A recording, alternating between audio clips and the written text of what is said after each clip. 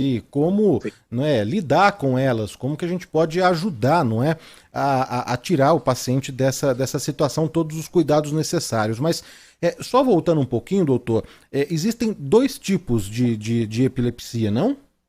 Perfeito. Existem alguns tipos. As mais clássicas que a gente tem é essa que a gente falou, tônico, clônico, porque tem um tônus, a pessoa fica dura e depois ela se bate, né? Generalizada, então ela perde a consciência. Mas também tem as crises parciais, que o paciente está muitas vezes consciente ou com pequena alteração da consciência e às vezes ele perde o controle do braço, de alguma coisa. E é interessante essa sua pergunta porque tem a ver com a origem da crise. Então, aqui está o modelo do cérebro. Então, se o paciente tem uma crise que ela fica só nesse local, a gente chama de crise focal. Então, se foi na área motora e o cérebro é responsável, né, pela motricidade do lado contralateral, a pessoa só mexe o braço. Só que, normalmente, a crise começa num local e depois ela generaliza. É como se fosse um curto-circuito mesmo, porque o cérebro ele se comunica por eletricidade.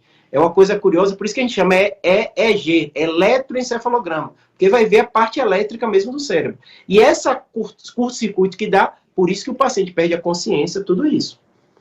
E atinge ambos os sexos, doutor, tanto homem como mulher, em todas as Então, faixas etárias? Existe alguma predominância que distingue aí o gênero, ou também alguma faixa etária ou não?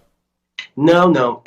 A gente diz que ela é bimodal. Como assim bimodal? Normalmente na infância, a criança, né, que é o clássico, né, tem aquela crise febril, que aí é outro tipo de doença, nem sempre vai ter epilepsia. O cérebro da criança ele está se formando. E às vezes a temperatura muito alta pode levar a uma crise. Não significa que essa criança vai ter epilepsia. Na maioria das vezes não vai ter. Mas é uma preocupação. Você já deve ter ouvido falar isso, né? Eu vi que você estava relatando de sobrinho, né? Que vai nascer. Então, o pai e a mãe sempre ficam muito com medo. A criança está com febre, você tem que tratar logo. E está certo isso, porque o cérebro é tão sensível que se a temperatura sobe muito, 30, 40, 39, 40 graus, às vezes pode dar essa crise. E o segundo ponto da incidência maior é na população idosa, com outros motivos. O AVC pode gerar uma cicatriz e dar crise. Os próprios tumores, que é o que eu lido mais como neurocirurgião, também podem dar crise.